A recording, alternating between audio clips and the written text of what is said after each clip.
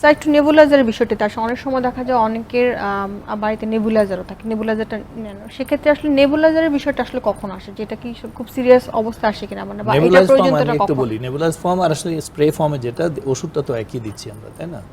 তো নেবুলাইজেশন ফর্মে যেটা, এটা একটা মেশিন ড্রিভেন এয়ারোসলের মতন তৈরি করতে থাকে এবং এটার সাথে হিউমিডিটি অ্যাড করা হয়, যে some amount of water add করে এটাকে আমরা নেবুলাইজ করে মিস্ট বানিয়ে একটা মানুষ টানছে। তো এইটাতে একটু ডিসঅ্যাডভান্টেজ কখনো কখনো হয় যে একটা বাচ্চা যখন খুব সিভিয়ার অ্যাটাক হয় তখন সে প্রথমে খুব সহজে নিতে পারে না ব্রেথ।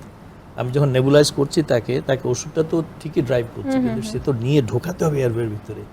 এই জন্য সেই রকম যদি মানে অবস্থা হয় যে খুব অ্যাকিউট ক্রাইসিসে আছে, তখন আসলে ওই পরিমাণ ওষুধ সে ড্র ইন করতে পারে না।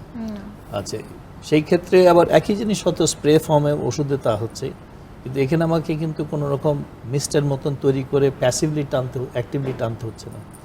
ওখানে আমি কিন্তু এটাকে অ্যাক্টিভলি ঢুকিয়ে দিচ্ছি এয়ারওয়ের ভিতরে, শুধু একটু এফোর্ট দিলেই কিন্তু এয়ারওয়ের ভিতরে চলে যাচ্ছে। স্যার ওইখানে একটু হয়তো অ্যাডভান্টেজ থাকতে পারে, কিন্তু ওরা টেকনিক্যালিটির উপর ডিপেন্ড করে। একটা ছোটো বাচ্চাকে আমি 2 বছরের বাচ্চাকে ইনহেল টানাচ্ছি আর 12 বছরের বাচ্চাকে দিচ্ছি, পার্থক্য আছে। 12 বছরের বাচ্চাটা অনেক বেটার পারবে, তাই না?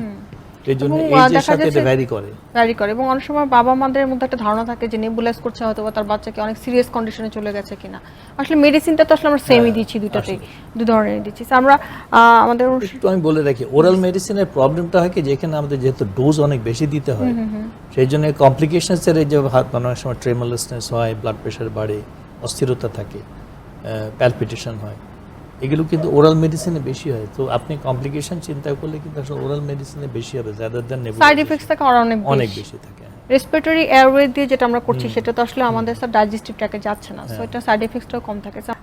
শ্বাসকষ্টর বিভিন্ন বিষয়গুলো নিয়ে কথা বলছিলাম। শুধুমাত্র অ্যাজমা বা হাঁপানি ছাড়াও আমাদের কিন্তু আরও অনেকগুলো শ্বাসকষ্টের প্রবলেম আছে। বিশেষ করে স্যার প্রথমেই বলছিলাম যে নিউমোনিয়ার বিষয়টিতে, যে দেখা যাচ্ছে যে অনেক জ্বর থাকে এবং খুব তাড়াতাড়ি পেশেন্টের অবস্থা খারাপ হয়ে যায়। এই বিষয়টিতেও আমাদের জানার কিন্তু ব্যাপার আছে, কারণ দেখা যাচ্ছে যে অনেক সময় এতটাই সিভিয়ার হয়ে যায় কন্ডিশন যে অনেক মারাত্মক আকারের অ্যান্টিবায়োটিক দিয়েও আসলে তখন ডিল করা পসিবল হয় না।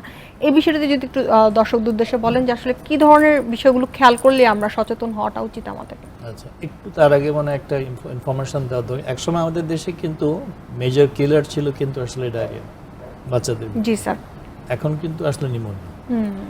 নিউমোনিয়াটা আসলে বেশিরভাগই 2 ভাগে যদি আমরা একটু ভাগ করি, ভাইরাল একটা গ্রুপে হয় আর কিছু ব্যাকটেরিয়াল হয়। তো আমাদের দেশে আনফরচুনেটলি ব্যাকটেরিয়াল নিউমোনিয়ার প্রাদুর্ভাব বেশি, কারণ আমাদের দেশে আসলে মানে যেহেতু আমাদের পলিউশনটা, ডাস্ট, হাইজিনের ব্যাপার আছে, সোশ্যাল ইকোনমিক কন্ডিশন অত ভালো না।